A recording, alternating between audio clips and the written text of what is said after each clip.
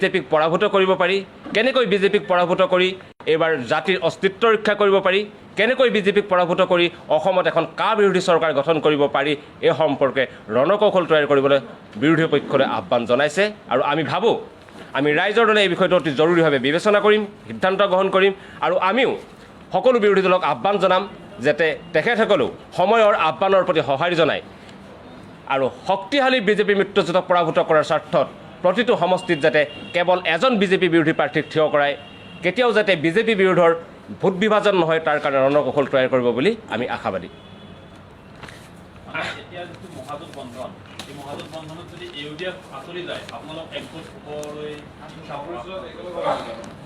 হয়, আমি অতি স্পষ্টভাৱে জনাব বিচাৰিছোঁ যে আমাৰ দল গঠনৰ পূৰ্বৰে পৰা আচলতে কংগ্ৰেছ আৰু AIUDFৰ মিত্ৰতাৰ প্ৰসংগ চৰ্চা চলি আছিল। আৰু দলৰ আনুষ্ঠানিক আত্মপ্ৰকাশৰ পূৰ্বেই অখিল গগৈ কাৰাগাৰত সাক্ষাৎ কৰি ৰিপুণ বৰাই কৈছিল যে তেখেতসকলৰ AIUDFৰ লগত মিত্ৰতা প্ৰায় চূড়ান্ত হৈছে। আৰু তেতিয়া আমি কৈ দিছিলোঁ যে যদিহে AIUDF লগত থাকে তেনেহ'লে আমি কোনো শক্তিৰ লগত AIUDFৰ লগত থকা কোনো শক্তিৰ লগত আমি মিত্ৰপক্ষত আবদ্ধ হ'ব নোৱাৰোঁ। আৰু সেইটো আমাৰ অতি স্পষ্ট স্থিতি আছিল, কাৰণ কংগ্ৰেছ আৰু AIUDF ইটো আনটোৰ পৰিপূৰক শক্তি।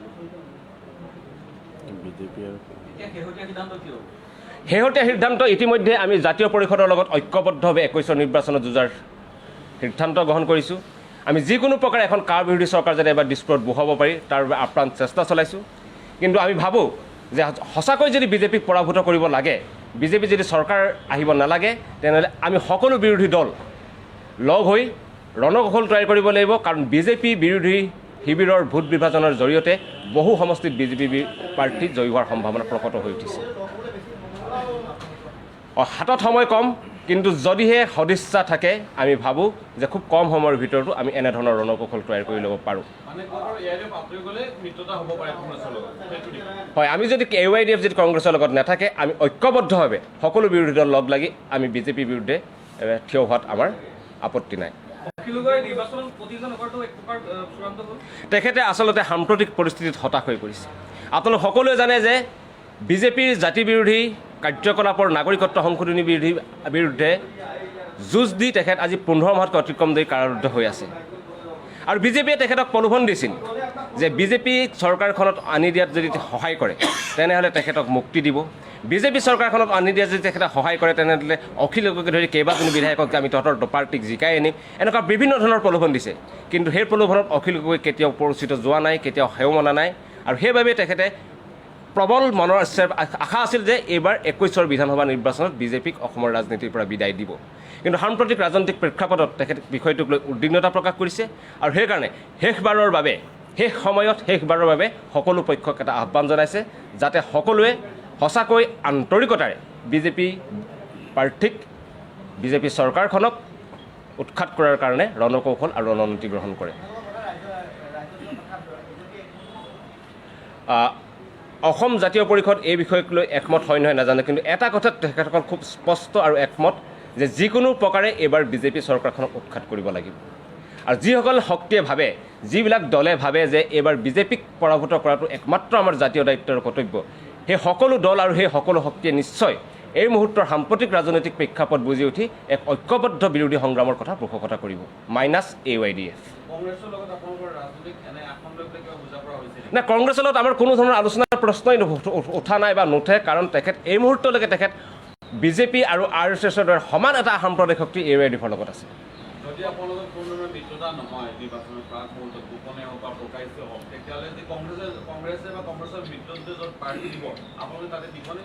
না, গোপন মিত্ৰতাৰ কোনো প্ৰশ্ন নুঠে। আমি কৈছোঁ যে এই মুহূৰ্তত বিজেপিক যদি পৰাভূত কৰিব লাগে তেনেহ'লে AIUDFক বাদ দি বাকী সকলো বিৰোধী পক্ষৰ ঐক্যবদ্ধ সংগ্ৰামৰ প্ৰয়োজন আমি অনুভৱ কৰিছোঁ। আৰু সেইকাৰণে এই আহ্বান আমাৰ ৰাইজৰ দলৰ সভাপতিয়ে সকলো বিৰোধী দলৰ নেতৃবৰ্গলৈ দিছে, AIUDFক বাদ দি। কিন্তু গৌৰৱে কৈছে যে ৰাইজৰ দলে হওক বা AGPয়ে হওক মিত্ৰতাৰ ক্ষেত্ৰত তেওঁলোকৰ দুৱাৰ খোলা বুলি কৈছে। কিন্তু যদি আপুনি এতিয়া যিটো কথা কৈছে যে AIUDFৰ লগত তেওঁলোকে মিত্ৰতা থাকে, তেনেহ'লে আপোনালোকে কোনো কাৰণত আপোনালোকে তেওঁলোকৰ লগ নহয়, মহাজোঁট বন্ধত আপোনালোকে কোনো পধ্যেই তাৰ অৱকাশ নাই। সিদ্ধান্ত নে এক প্ৰকাৰৰ কুকিয়নি? এয়া আমাৰ প্ৰথম দিনাখনৰ পৰাই লোৱা এক নীতিগত আদৰ্শগত সিদ্ধান্ত যে কোনো পধ্যেই কোনো সাম্প্ৰদায়িক শক্তিৰ লগত আমাৰ কোনো পধ্যেই কোনো ধৰণৰ বুজা পৰাৰ প্ৰশ্ন উঠিব নোৱাৰে। অসমৰ বাবে বিজেপি যিমান ভয়াৱহ RSS যিমান ভয়াৱহ AYDF সমানে ভয়াৱহ বুলি ভাবোঁ আৰু সেই ভয়াৱহ অসম বিৰোধী শক্তিৰ লগত আমাৰ ৰাইজৰ দলৰ কোনো পধ্যেই কোনো ধৰণৰ বুজা পৰা কোনো ধৰণৰ মিলা মিছাৰ কোনো ধৰণৰ প্ৰশ্ন নুঠে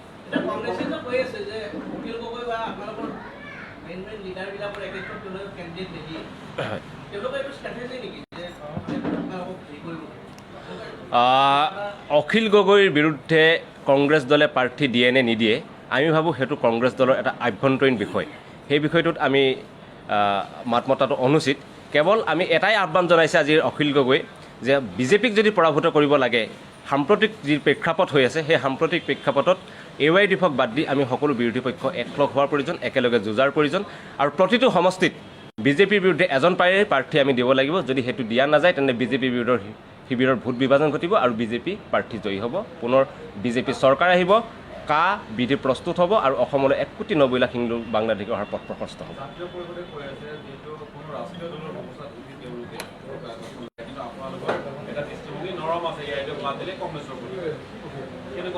হয় কাৰণ এয়া আমি সময়ৰ আহ্বান বুলি ভাবিছোঁ আমিও ভাবোঁ যে ৰাষ্ট্ৰীয় শক্তিয়ে অসমক লুণ্ঠন কৰি আছে আমিও ভাবোঁ যে কংগ্ৰেছৰ 70 বছৰীয়া শাসনকালত অসমৰ যি ধৰণৰ উন্নয়ন হ'ব লগা আছিল তেনেধৰণৰ কোনো ধৰণৰ উন্নয়ন আমাৰ নহ'ল কিন্তু এইবাৰ যদি আমি বিজেপিক পৰাভূত কৰাটো আমি জাতিৰ অস্তিত্ব ৰক্ষাৰ যুঁজ বুলি ভাবিছোঁ যদি বিজেপি যদি পুনৰ আহে তেনেহ'লে অসমীয়া জাতি আৰু বাচি নাথাকিব বিজেপি যদি পুনৰ শাসনলৈ আহে তেনেহ'লে অসমত অসমীয়াসকলৰ অৱস্থা হয়তো ত্ৰিপুৰীসকলৰ দৰে অৱস্থা হ'বলৈ গৈ আছে গতিকে বিজেপিক হৰুৱাৰ স্বাৰ্থত এইবাৰ আমি আদৰ্শগত মিল নাথাকিলেও আমি বাকী দলসমূহ বিৰোধী দলসমূহ ঐক্যবদ্ধ হোৱাৰ প্ৰয়োজন আহি পৰিছে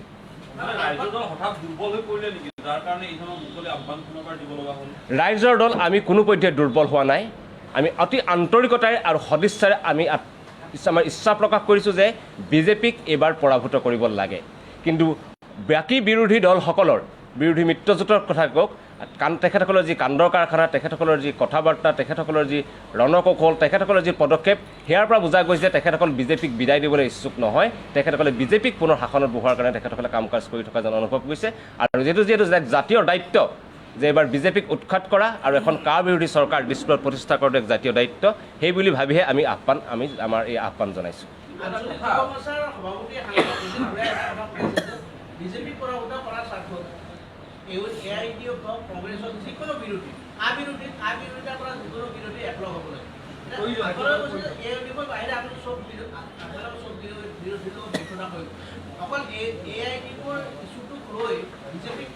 নহয় প্ৰশ্নটো মই স্পষ্ট কৈছোঁ এয়া আমাৰ মৃত্যতাৰ কোনো ধৰণৰ প্ৰস্তাৱ নহয় আমি ঐক্যবদ্ধভাৱে যুঁজাৰ এক ৰণকৌশল তৈয়াৰ কৰিবলৈ গৈছোঁ আমি কোনোপধ্যেই কোনো কাৰোবাৰ লগত মিত্ৰজোঁটত যাম নাই আমাৰ মিত্ৰতা ইতিমধ্যে অসম জাতীয় পৰিষদৰ লগত আনুষ্ঠানিকভাৱে হৈ গৈছে গতিকে আমি অন্য শক্তিৰ লগত মিত্ৰতাৰ কথা কোৱা নাই আমি কৈছোঁ যে আমি এনেকুৱা ধৰণৰ ৰণকৌশল তৈয়াৰ কৰিব লাগে যাতে আমি প্ৰতিটো সমষ্টিত বিজেপিৰ বিৰোধী এজন প্ৰাৰ্থীক আমি থিয় কৰাব পাৰোঁ তেনেকুৱা ধৰণৰ ৰণকৌশলৰ কথা কৈছোঁ আৰু AYDFক লগত লৈ কোনো পধ্যে এই যুঁজ সম্ভৱপৰ নহয় এইটো নীতিগত আৰু আদৰ্শগতভাৱেও নহয় আৰু ৰণকৌশলগতভাৱেও নহয়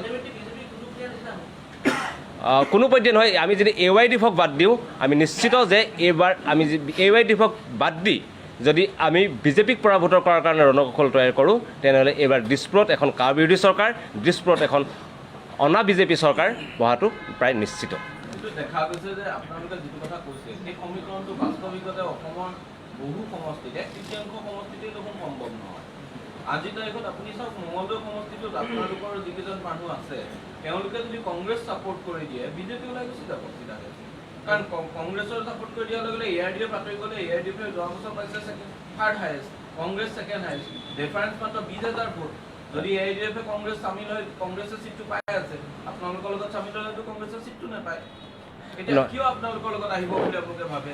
আমি আমাৰ লগত কাকো অহাৰ কথা কোৱা নাই আৰু আমি কাৰো অন্য কোনো শক্তিৰ লগত আমি যোৱাৰ কথা কোৱা শক্তি যোৱাৰ কথা আমি কৈছোঁ যে ৰণকৌশলটো সম্পূৰ্ণ এটা বেলেগ এটা বিষয় হ'ব পাৰে আৰু প্ৰতিটো সমষ্টিত যদিও কথা কৈছোঁ ধৰি লওক কোনোবা এটা সমষ্টিত বিজেপি প্ৰাৰ্থীক থিয় কৰাবৰ কাৰণে বেলেগ ধৰণৰ ৰণকৌশল থাকিবও পাৰে যেনেকৈ আপুনি এটা সমষ্টিৰ কথা উল্লেখ কৰিছে সেই সমষ্টিত যদি ৰণকৌশল ঠিক সেই সমষ্টিটোত বিজেপিক পৰাভূত কৰিবৰ কাৰণে বিশেষ ধৰণৰ হয়তো ৰণকৌশল তৈয়াৰ কৰিব লগা হ'ব পাৰে সমষ্টি বিশেষকৈ হয়তো বিশেষ ৰণকৌশল তৈয়াৰ কৰিব লগা হ'ব পাৰে আৰু তেনেকুৱা ধৰণৰ ৰণকৌশল তৈয়াৰৰ জৰিয়তে আচলতে বিজেপিক পৰাভূত কৰাটো এই মুহূৰ্তত সম্ভৱপৰ বুলি আমি ভাবিছোঁ গোটেই ৰণকৌশলৰ গোটেই চাৰ্কলটোত ক'ৰবাত AIDFৰ এখন হাত হ'লেও ফেক্টৰীত যাব লাগিব দেখোন, নহ'লে এইটো সম্ভৱ হ'ব জানো?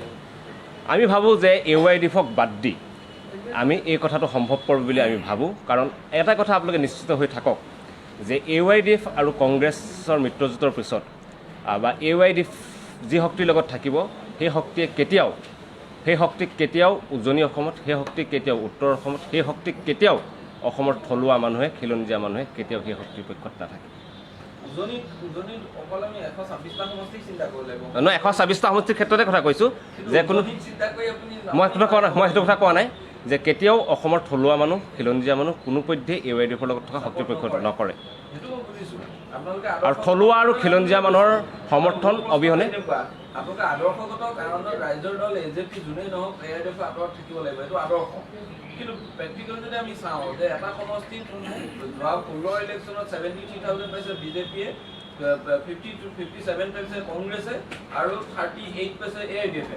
AIDF কংগ্ৰেছ যদি পৃথক নহ'লেহেঁতেন BJP ওলাই যাব নোৱাৰে। যোৱাবাৰ এইটো গেম খেলি BJP ওলাই গৈছে। এইবাৰ AIDF কংগ্ৰেছ একলগ হৈছে, গতিকে BJP এবাৰ সেইটো চিট নাপায়। গতিকে তেনেকুৱা ক্ষেত্ৰত যে BJP আৰু BJPক বাদ দি AIDF কংগ্ৰেছ লগ হ'লে তাত লাখৰ ওপৰত ভোট তেওঁলোকে ইউনাইটেড কৰিব পাৰে।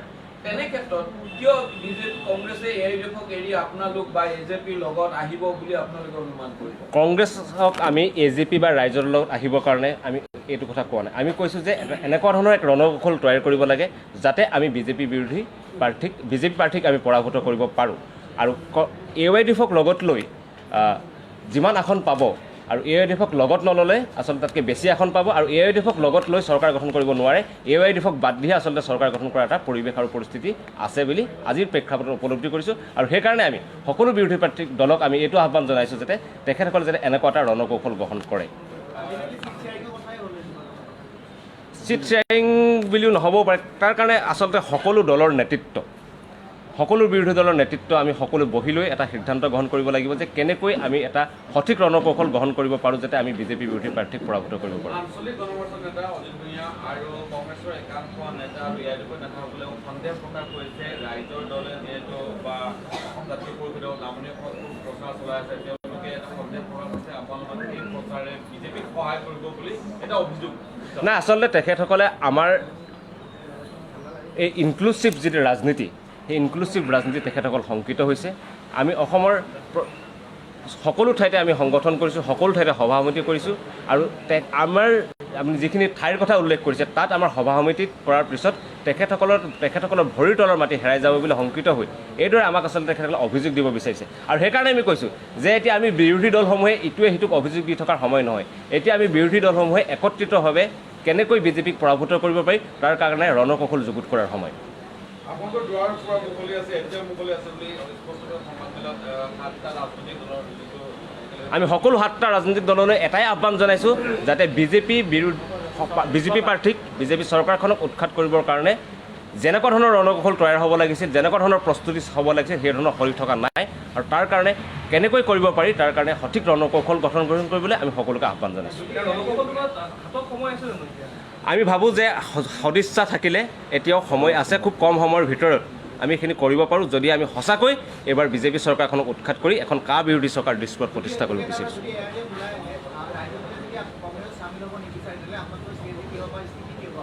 কি কৈছে?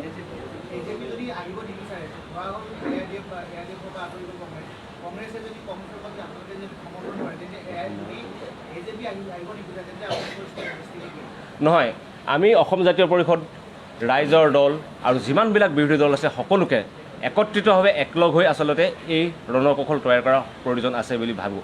আৰু সঁচাকৈ যদি আমি এখন BJP বিৰোধী চৰকাৰ দৃশ্যত প্ৰতিষ্ঠা কৰাটো বিচাৰিছোঁ তেনেহ'লে সকলোৱে লগ লাগি উমৈহতীয়াভাৱে চিন্তা চৰ্চা কৰাৰ প্ৰয়োজন আহি পৰিছে।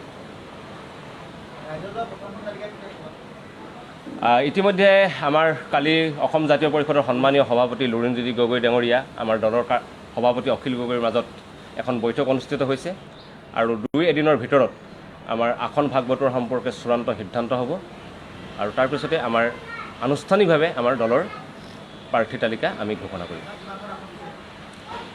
এই সম্পৰ্কে আমি সঠিক সময়ত গোটেই যে আমাৰ আলোচনা হৈ লওক দুয়োটা দলৰ মাজত, তাৰপাছত আমি গোটেই সময়ত সঠিক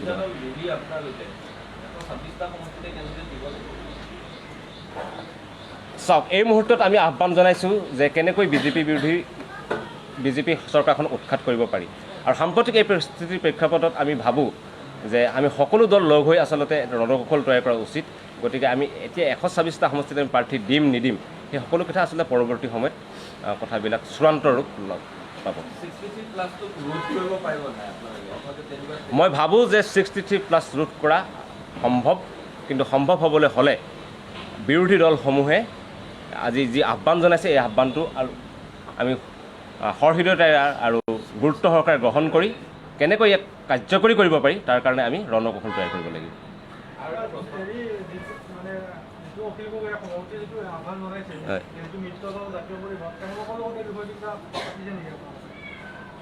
তেখেতসকলৰ লগত আমাৰ এটা বিষয়ত অতি স্পষ্টভাৱে পাতিছোঁ, কালিও আলোচনা হৈছে যে আমাৰ প্ৰথম লক্ষ্য কি। আমাৰ দুয়োটা দলে এটি সিদ্ধান্তত হৈছোঁ যে প্ৰথম লক্ষ্যটো হ'ল বিজেপিক 21ৰ নিৰ্বাচনত পৰাভূত কৰাটো। আৰু তাৰ পৰৱৰ্তী সময়ত আমাৰ সিদ্ধান্ত হ'ব কেনেকৈ এই বিষয়ে কথা গ্ৰহণ কৰিব পাৰি। যিহেতু বিজেপিক পৰাভূত কৰাটো আমাৰ দুয়োটা দলৰে প্ৰাথমিক লক্ষ্য, সেই লক্ষ্যৰ ভিত্তিত ৰাইজৰ দলৰ সভাপতিগৰাকীয়ে অতি উদ্বিগ্নতাৰে এই পত্ৰখন লিখিছে আৰু আমাৰ দলেও গোটেই বিষয়টো বিবেচনা কৰিব লগা আছে, অসম জাতীয় পৰিষদেও গোটেই বিষয়টো বিবেচনা কৰিব লগা আছে আৰু বাকী বিৰোধী দলসমূহ কথাটো বিবেচনা কৰি চাব লগা আছে।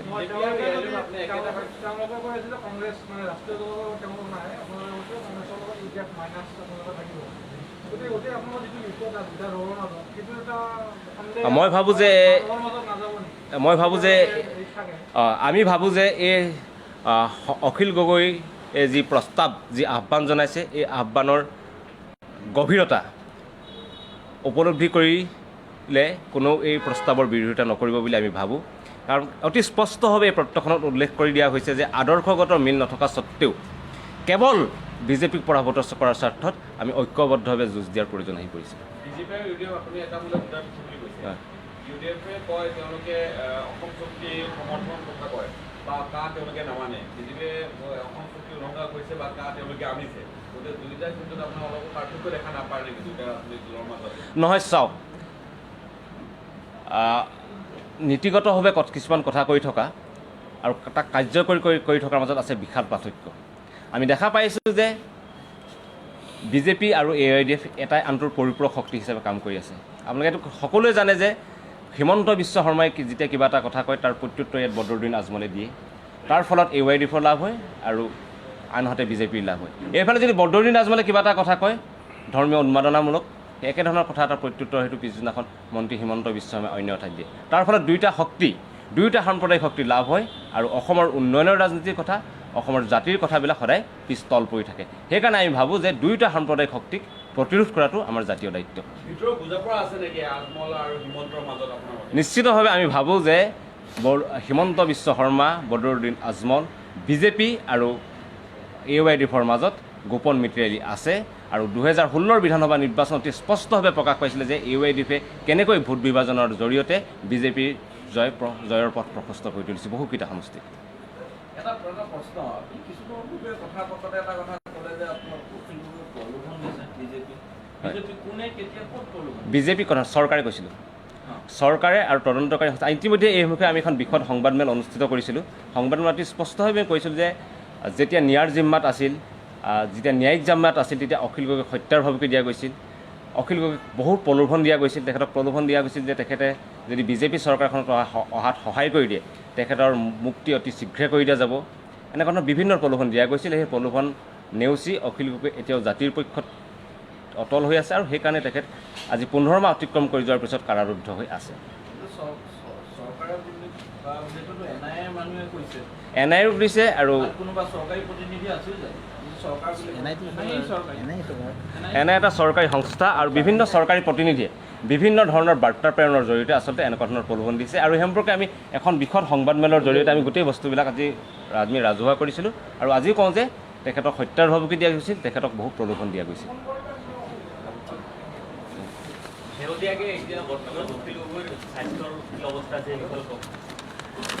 অখিল গগৈ পিঠিৰ এটা বহুদিনীয়া অসুখ আছে, যি অসুখ তেখেত জেলত থকাত অতি বেছি হৈছিল। তেখেতটো ক'ভিড হৈছিলে, এতিয়া ক'ভিড নিগেটিভ হ'ল, কিন্তু তেখেতৰ সেই পিঠিৰ বিষ আৰু এক বিশেষ চৰ্ম ৰোগৰ দ্বাৰা তেখেত এতিয়া আক্ৰান্ত হৈ আছে আৰু তাৰ কাৰণে তেখেতসকলৰ চিকিৎসা এতিয়াও চলি আছে।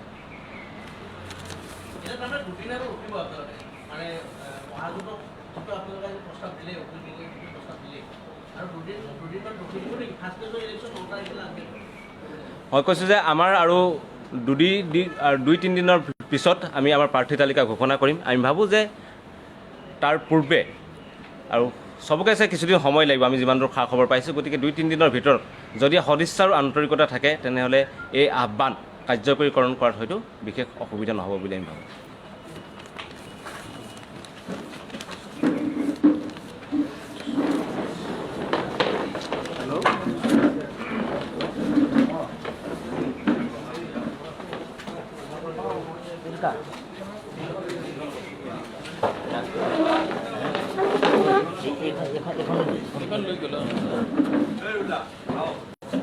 কোৱা